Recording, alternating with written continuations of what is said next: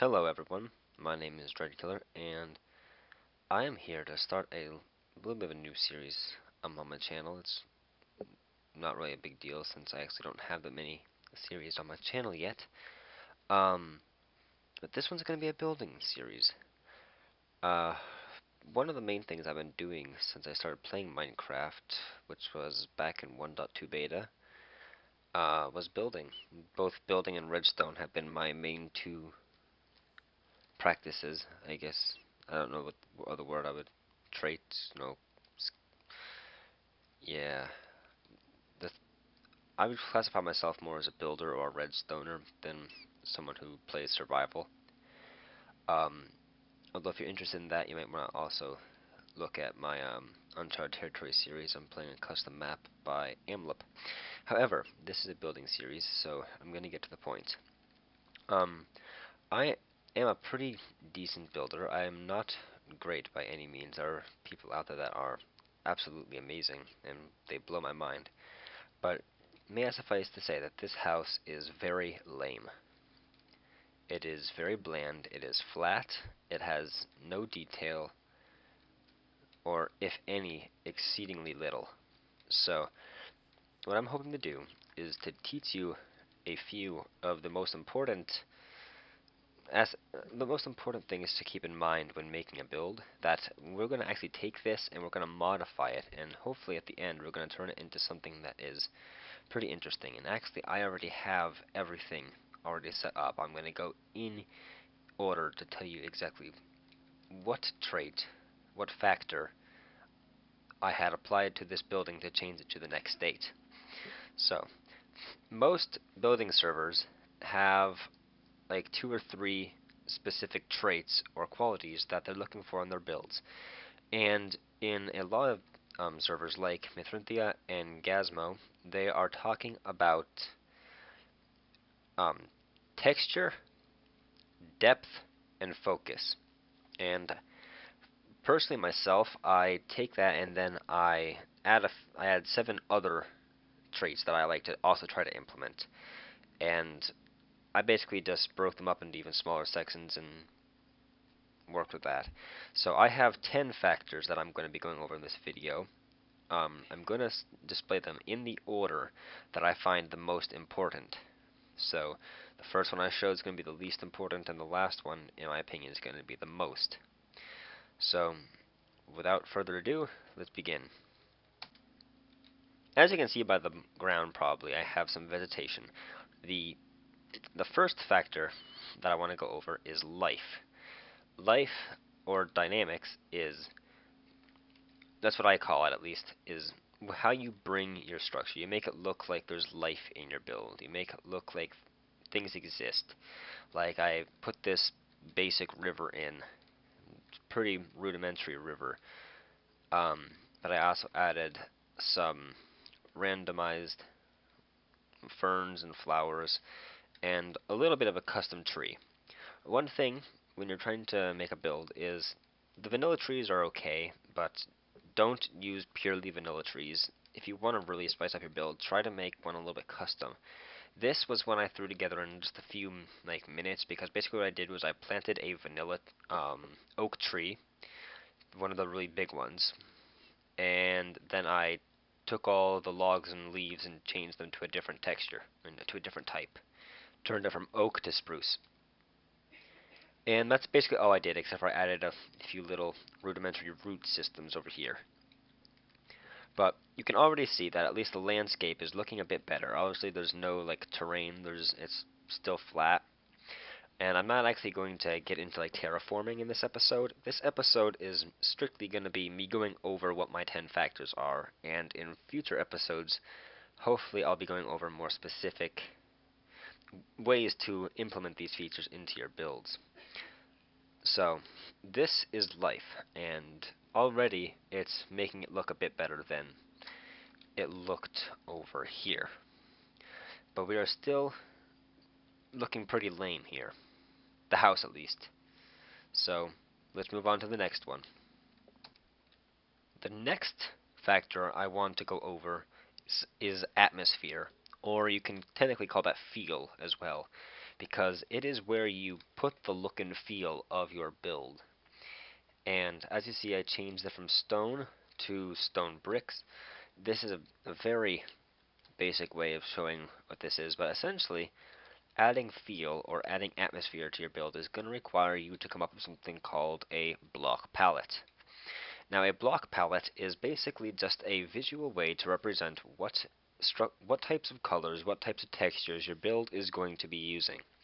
So, in this case, I'm going with a sort of neutral themed build. So I'm using dark woods and two different types of wood, one spruce wood, one birch wood, stone brick. Then I have a focus block here, which I'll go over later. I won't really be able to show you this that much because of how basic this house is, but I will go over what it is. And then I just have this cobblestone fence here in case I wanted to throw that in there. But essentially, you just want to come up with a palette, just like you would for painting a house or making anything in real life. Basically, you would want to come up with a palette to design what your overall look is going to feel like. And that is basically what I have here. So, there's not really much place for me to put these blocks in yet. So for now, I just replaced the blocks with any block I could from my color palette. The next factor that I want to go over is something called unity. Now, unity is kind of hard to show once again on this small of a scale, and while I think it's important, it doesn't really come into play until you've used a few of the other factors.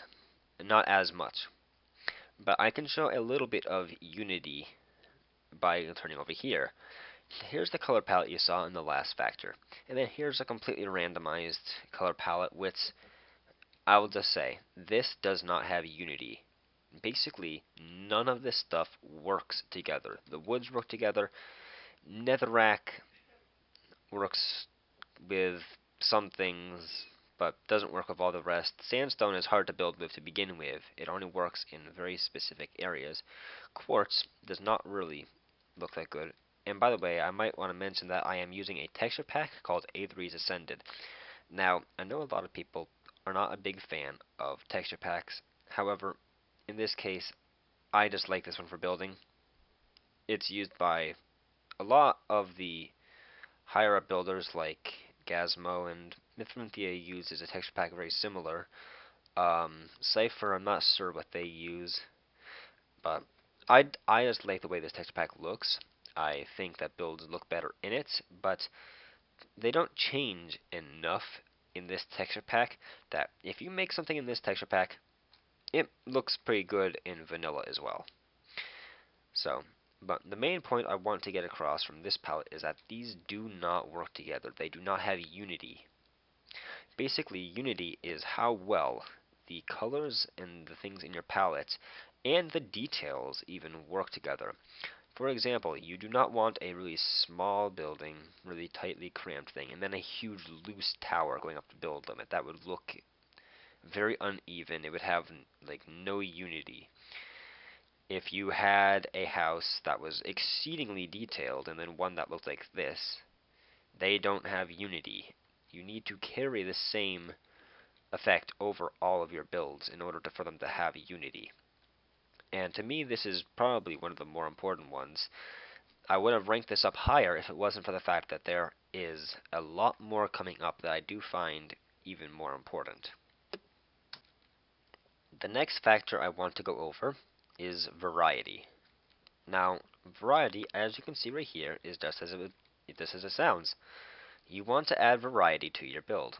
I chose in my color palette to use stone bricks. However, I'm not restricted solely to stone bricks. I can use the mossy and the cracked variants. Similarly, if you choose to go with cobblestone, you can use mossy cobblestone. Basically, if you can, vary up the blocks in your build. However, note that some variations of the blocks may look too sketched out, too prepared. Like for example, I tried to randomize this a little bit. It might have a little bit too much of a percentage of cracked brick. I might want to have a little bit less and maybe a little bit more moss. Stuff like that. Just play around with it until you get the look you like, but try to vary things up. Don't keep the same exact block, because then it starts to look really flat and really boring.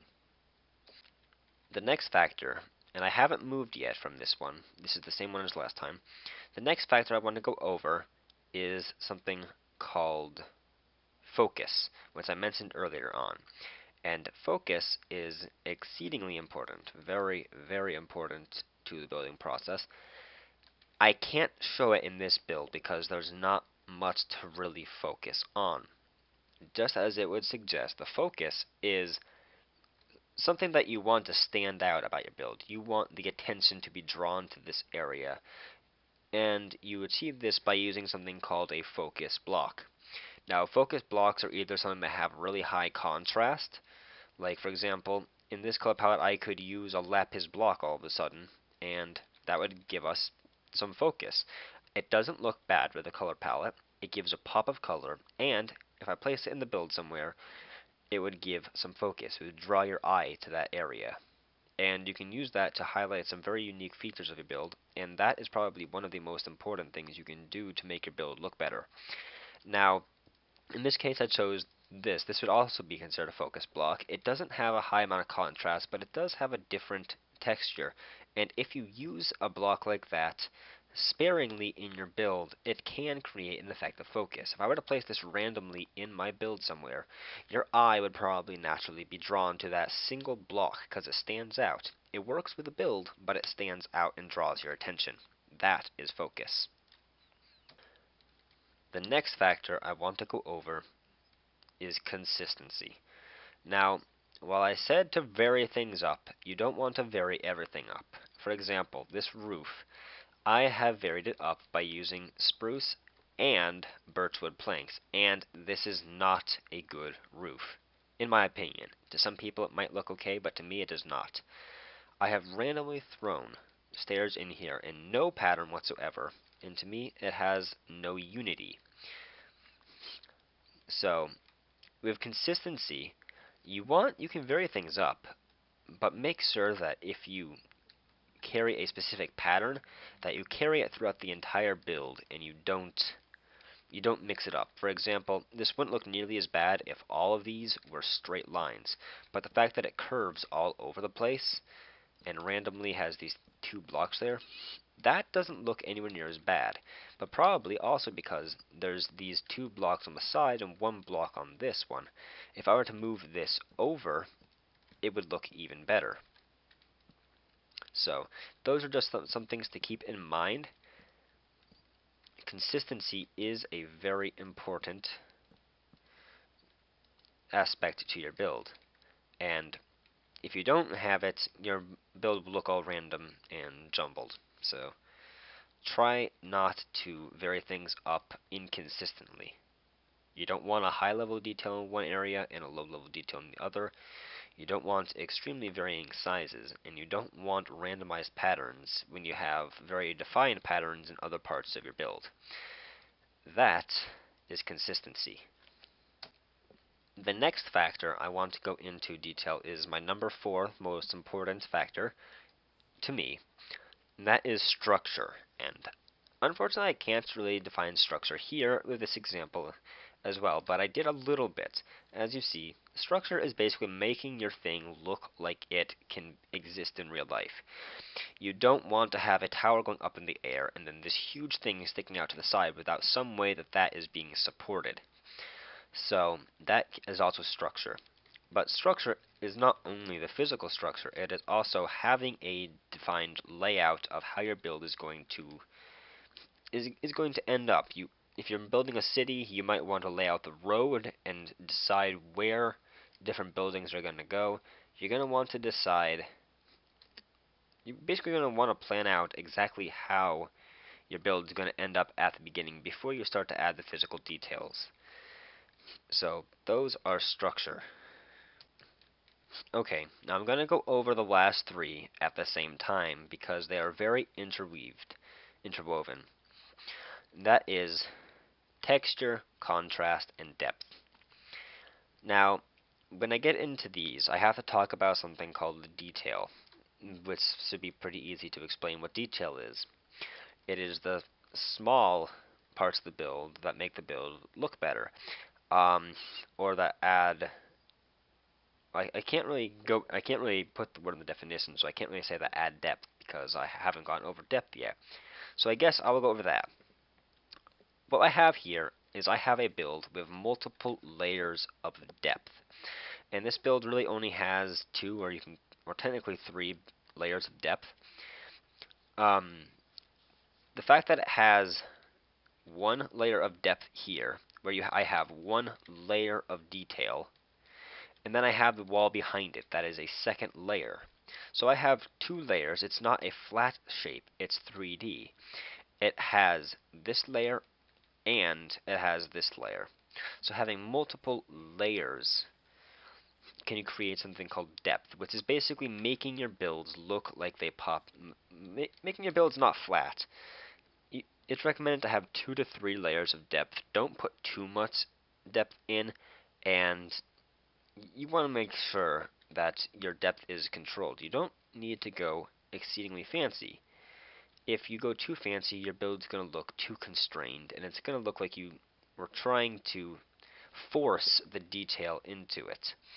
For example, here is something called fake depth, and here's a mistake I see a lot of people doing, and I made this mistake myself when I started out, was putting stairs like that to create quote-unquote depth. And this is not depth. This is called fake depth. And the reason it's fake depth is because it's physically only one block wide. It's not adding any depth. If you want to add more depth, you can grab a solid block. Let me find one right there. And you can place these on the sides and maybe have more blocks on here. Now this build has a little bit more depth to it. It actually has a second layer, and if I wanted to, I could add more to it.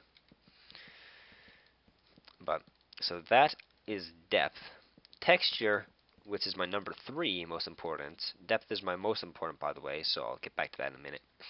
But texture, my third most important aspect, is the physical pattern of the details. So you don't want your texture to be repeated that often. You can have, like, let's say I had a wall. I'm going to break away from this for a second. Let's say I had a 3x3 area with a wall around it, and I had something like this, where I have two 3x3 areas, and I need to decorate them. If I am to put, let's say,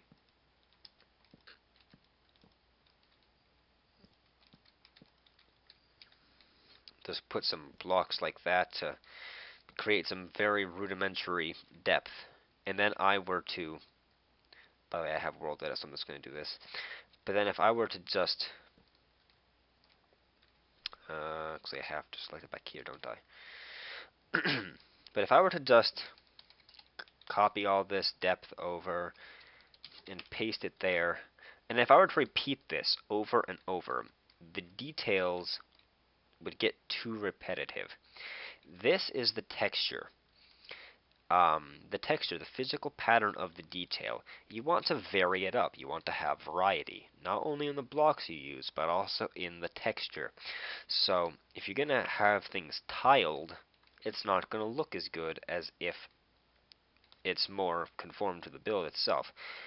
For example, when you're making a build, you're typically not going to have like 4 flat walls. You might want to make it have some flat walls and then have another part of the building sticking out on one side, and then it becomes more of an L shape, or even something more intricate. And depending on how that build is, how the corners are formed, you have different spaces to work with. You don't want to try to make the same pattern work for everything. You want to vary it up, and you want to make the pattern specific to where you're working with it. Like for example here, I have this very basic piece of wood with some fences going up to the top, and then I have a flower box, little increased incline, and then another flower box, and then another one of these posts. This is a pattern right here, and I do not repeat it on this side, nor do I repeat it on this side. each side has a different pattern, and in total that looks better. Now, contrast is something I haven't really gone into a lot yet, because once again, using a neutral color theme, it's not really the easiest thing to add contrast. But for example, these flowers, that yellow flower on the building adds some contrast. It sticks out. You can see the flower against the building, and it doesn't necessarily add to the depth, but it does add some contrast. It adds some color. It varies up the color palette a little bit, but not to the extent that it almost makes it so that you should include yellow in your color palette. If I were to have included yellow in my color palette somewhere, this flower would not have as much contrast, if any contrast at all. So, by just using these 10 factors, and these can all be sorted down into the texture, depth, and focus in one way or another, but I prefer to spread them out into multiple because I find depth and texture to be very specific as compared to very vague, like a lot of people conceive it to be. So with these factors, whether you choose to be just texture, depth, and focus, or whether you choose to use more than that, has taken this extremely bland house and turned it into something that looks a bit better. Now, this house definitely still doesn't look great, but it can still be improved, and it could be expanded upon. So, it definitely doesn't look horrible. So, in the next video, I'm probably going to actually start building something that I can show you the building process along with it. Here, I was just showing examples. So, okay, and one last thing. This is probably the most important part of building, is do not limit yourself. In this video, I talked about 10 different factors of building that I use in my builds. These factors will not necessarily be as useful for someone else. So, do not limit yourself. Come up with your own. A lot of people use the depth, texture, and focus. Some people use, I actually know someone who uses 35 different factors, and they can remember it all. Don't limit itself, don't limit your builds to what other people's visions are. You have to make your own vision. You have to make your own way of making your builds. Otherwise, you're just going to be creating the same thing as someone else. So, take a style of build you like, look at it, try to find the most important aspects of it, classify them, and find ways that you can remember and basically just make your own template. You want to be able to have your own work and truly be able to call it your own. You don't want to necessarily be using other people's standards, which is why I decided that I wanted to change the 3 factors that I had been taught earlier, which were the depth, texture, and focus, and create 7 more of them for myself. It has helped me in my building. It won't necessarily help you in your building. So these are general guidelines. You can modify them, you can remove them, you can add more to them. You can modify them as much as you want. But as long as they are your own creation, you should do pretty well in the world of building. I hope that this video has at least given you some inspiration, helped you a little bit in understanding at least what not really to do.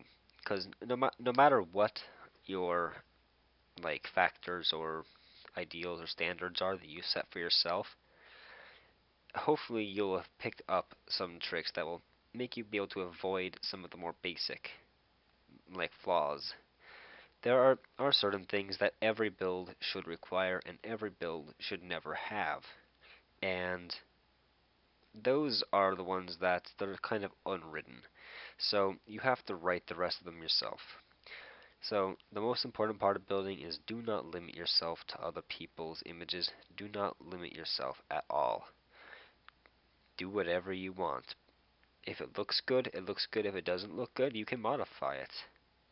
Everything can be turned into something amazing if you just give it the time and you give it the effort. So, this is the end of the video. I hope that I have helped you, and if you really are looking forward to watching another one of these videos, I'm not sure when the next video is necessarily going to be out. I am a little bit cramped for time the past week, and I'm a little bit cramped for time this current week and maybe the week past that, working on a house in real life. So I'm not sure when a definite schedule will be out. So, especially since I'm just starting with YouTube, really. So I don't have as much experience trying to schedule the YouTube uploads. So unfortunately, that's going to be a little bit hard to do. So you might have to be a little bit patient, but the videos will be out. So if you have liked this video, it might be out in a week, it might be out in a day, but stay tuned to the next one. Have a good day and enjoy.